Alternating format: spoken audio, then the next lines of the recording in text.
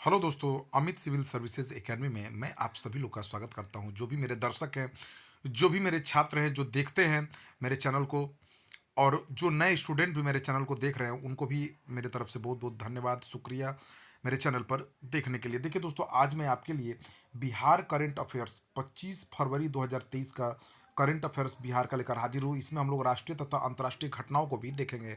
दोस्तों, ये डेली मेरा बहुत ही इंपॉर्टेंट वीडियो सेशन डेली आता है मेरे चैनल पर, आप देख सकते हैं। ठीक है, इसमें मैं लगभग सभी अखबारों का निचोड़ लेकर हाजिर रहता हूँ। तो पहला क्वेश्चन हम लोग लेते हैं। बिहार सरकार ने बिहार के निजी मेडिकल कॉलेजों में कितनी सीटों पर सरकारी कॉलेजों के बराबर फीस लेने की घोषणा की है? देखिए दोस्तों, बिहार सरकार ने जो भी बिहार में जो भी प्राइवेट मेडिकल कॉलेज है, उनकी मनमानी पर रोक लगाने के लिए, आप नीट में अगर रैंक लेकर आते हैं, जो नीट की परीक्षा होती है जिससे मेडिकल कॉलेजों में दाखिला मिलता है, तो उसमें 50% जो मेडिकल प्राइवेट कॉलेजों में जो सीटें हैं, उसको अब सरकारी कॉलेजों के बराबर फीस लगकर दी जाएगी। बिहार राज्य में कुल 1308 सीटें 8 निजी चिकित्सा महाविद्यालयों में हैं। तो लगभग 650 सीटें जो है, अब जो है आपको सरकारी कॉलेजों के बराबर फीस लेके दी जाएगी। राज्य सरकार ने निजी मेडिकल कॉलेजों की मनमानी पर अंकुश लगाने के लिए फैसला लिया है। ठीक है दोस्तों, तो याद रखिए, बिहार सरकार ने राष्ट्रीय तथा अंतर्राष्ट्रीय स्तर पर पदक जीतने वाले खिलाड़ियों को सीधे किस पद पर तैनाती की घोषणा की है? देखिए दोस्तों, अगर आप किसी राष्ट्रीय अंतर्राष्ट्रीय खेल में सिर्फ शामिल भी हो जाते हैं, तो बिहार सरकार जो है आपको सरकारी नौकरी का तोहफा देने जा रही है। ठीक है दोस्तों, अगर देखिए कुछ नियम और शर्तें हैं। एसडीओ और डीएसपी भी आप बन सकते हैं इससे।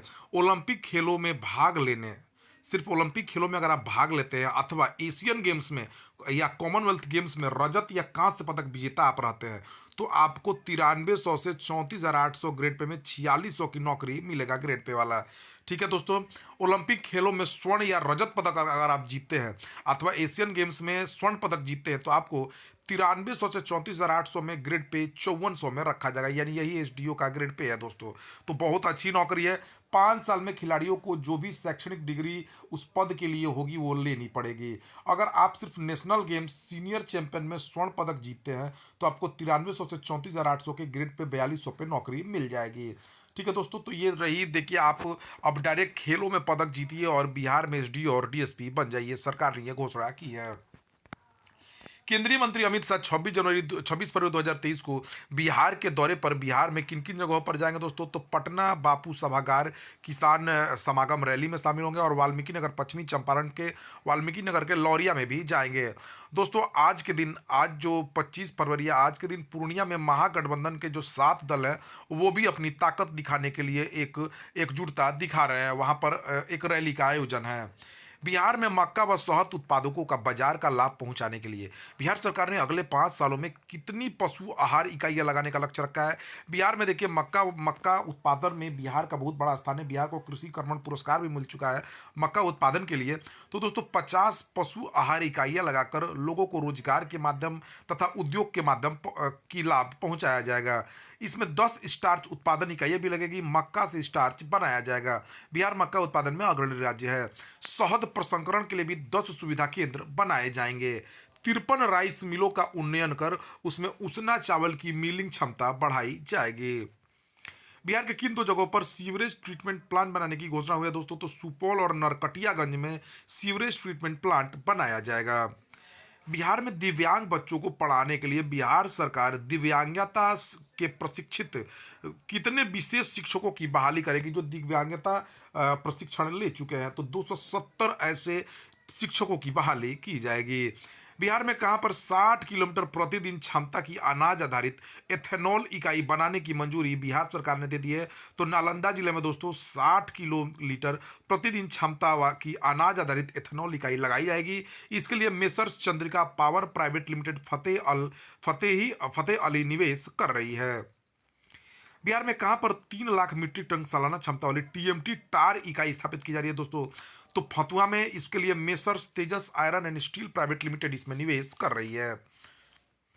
हाजीपुर से बेगूसराय जाने वाले किस एनएच का चौड़ीकरण किया जा रहा है? तो दोस्तों, एनएच 122 बी है, जो हाजीपुर से बेगूसराय जाती है। इस एनएच का चौड़ीकरण किया जा रहा है। इसको चौड़ी करने के लिए लगभग 2542 पेड़ काटने पड़ेंगे।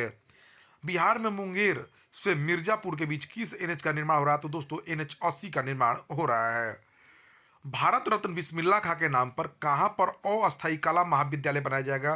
तो डुमरांव के बक्सर बक्सर डुमरांव में राज हाई स्कूल जो डुमरांव में उपस्थित है उसमें अस्थायी रूप से कला महाविद्यालय की स्थापना की जाएगी।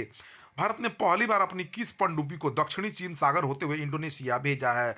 तो उसका नाम आईएस सिंधु केसरी है दोस्तों। आईएस सिंधु केसरी पहली बार जो है हथियारों के साथ दक्षिणी चीन सागर से गुजरते हुए इंडोनेशिया पहुंचेगी।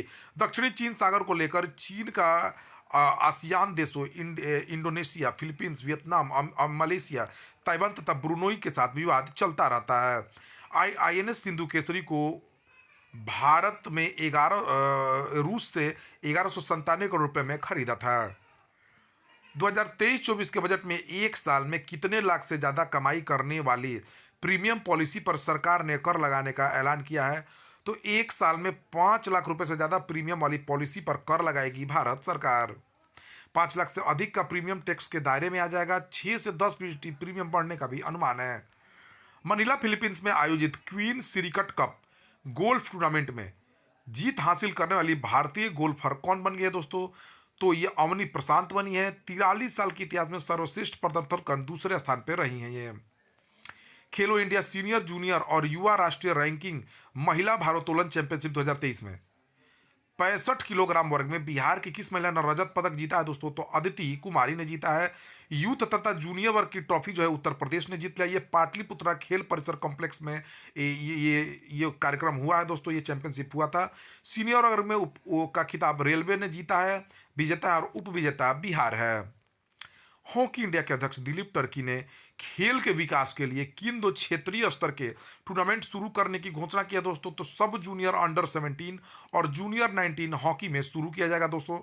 इसकी घोषणा किसने किया है? दिलीप टर्की जो हॉकी इंडिया के अध्यक्ष हैं। आंध्र प्रदेश के नए राज्यपाल कौन नियुक्त हुए? तो न्यायमूर्ति सेवानिवृत्त एस अब्दुल नजीर आंध्र प्रदेश के नए राज्यपाल नियुक्त हुए हैं। देश की पहली रैपिड रेल किन किन स्टेशनों के बीच चलाई जाएगी? तो साहिबाबाद से दुहाई के बीच चलाई जाएगी। 17 किलोमीटर लंबे कॉरिडोर पर मार्च से इस पर ट्रेनें दौड़ेगी। 180 किलोमीटर की स्पीड से ट्रायल चलेगा इस पे। आईपीएल टीम दिल्ली कैपिटल्स के नए कप्तान कौन बने हैं दोस्तों? तो डेविड वार्नर बने हैं। भारत के नए ड्रग कंट्रोलर किसे नियुक्त किया गया? तो राजीव रघुवंशी भारत के नए ड्रग कंट्रोलर बने हैं। देश के किस रक्षा सचिव को अगले साल अक्टूबर तक सेवा विस्तार दिया गया है? तो अरमाने गिरिधर को अगले साल अक्टूबर तक सेवा विस्तार दिया गया है। भारतीय वायुसेना ने पहली मध्यम दूरी की सतह से हवा में मार करने वाली मिसाइल एमआर सैम की तैनाती किस कमान में की है दोस्तों? एमआर सैम रेजिमेंट की तैनाती किस कमान में की है? तो पूर्वी कमान में। किस देश ने डेंगू के बढ़ते प्रकोप को देखते हुए स्वास्थ्य आपातकाल की घोषणा की है दोस्तों? तो यह पेरू ने की है दोस्तों। पेरू में डेंगू के बढ़ते प्रकोप के चलते वहां पर स्वास्थ्य आपातकाल लगा दिया गया है। हाल ही में प्रसिद्ध नृत्यांगना कनक रेले का निधन हो गया। वह किस क्लासिकल डांस की प्रसिद्ध नृत्यांगना थी? तो यह मोहिनी अट्टम की नृत्यांगना थी। भारत की अध्यक्षता में G20 वित्त मंत्रियों और सेंट्रल बैंक गवर्नर्स की बैठक किस शहर में आयोजित की गई है दोस्तों? तो बेंगलुरु में आयोजित की जा रही है G20 वित्त मंत्रियों और सेंट्रल बैंक गवर्नर्स की बैठक। भारत का पहला म्यूनिसिपल बॉन्ड इंडेक्स किसने लॉन्च किया है?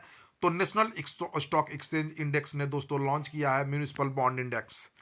इंग्लैंड टीम के किस खिलाड़ी ने टेस्ट क्रिकेट की शुरुआती 9 पारियों में 800 रन बनाकर विनोद कांबली का विश्व रिकॉर्ड तोड़कर ऐसा करने वाले पहले बल्लेबाज बन गए? तो हैरी ब्रूक बने हैं दोस्तों। हैरी ब्रूक ने 9 पारियों में 800 रन बनाकर वर्ल्ड रिकॉर्ड बनाया है। अखिल भारतीय ताइक्वांडो चैंपियनशिप का आयोजन भारत के किस शहर में हो रहा है? अखिल भारतीय ताइक्वांडो चैंपियनशिप का आयोजन भारत के नई दिल्ली शहर में हो रहा है। चैंपियनशिप का आयोजन कोरिया तथा भारत के बीच राजनयिक संबंधों के 50 वर्ष पूरे होने के उपलक्ष्य में किया जा रहा है। भारत में केंद्रीय उत्पाद शुल्क दिवस प्रतिवर्ष कब मनाया जाता है दोस्तों? तो 24 फरवरी को केंद्रीय उत्पाद शुल्क दिवस मनाया जाता है। किस देश ने अदानी समूह की 2 परियोजनाओं को मंजूरी दे दी है? तो श्रीलंका ने दोस्तों अदानी समूह की 2 परियोजनाओं को मंजूरी दी है। श्रीलंका ने अदानी समूह की 2 नवीकरणीय ऊर्जा निवेश परियोजनाओं को मंजूरी दे दी है। इन दोनों परियोजनाओं पर $44.2 करोड़ का निवेश करेगा अदानी समूह। श्रीलंका के मन्नार तथा पुनरियन में 250 मेगावाट तथा 100 मेगावाट का संयंत्र लगाएगा। अक्टूबर-दिसंबर 2022 के दौरान बेरोज़गारी दर कितने प्रतिशत रही है भारत की? तो 7.2% रही है। राष्ट्रीय सैंपल सर्वे ऑफिस इसका आंकड़ा जारी करता है। तो दोस्तों यह रहा 25 फरवरी 2022 2023 का बहुत ही important video. Current affairs, Bihar current affairs, national current affairs और इंटरनेशनल करंट अफेयर्स, तीनों इसमें शामिल किया गया है। बिहार करंट अफेयर विशेष आपका रहता है। तो दोस्तों मेरे जो अगर आप मेरे चैनल पर नए हैं तो मेरे चैनल को सब्सक्राइब कर लीजिए ऐसे ही वीडियो प्राप्त करने के लिए। आपको इससे भी यूनिक यूनिक वीडियो मेरे चैनल पर मिलेंगे। Thank you for watching my video.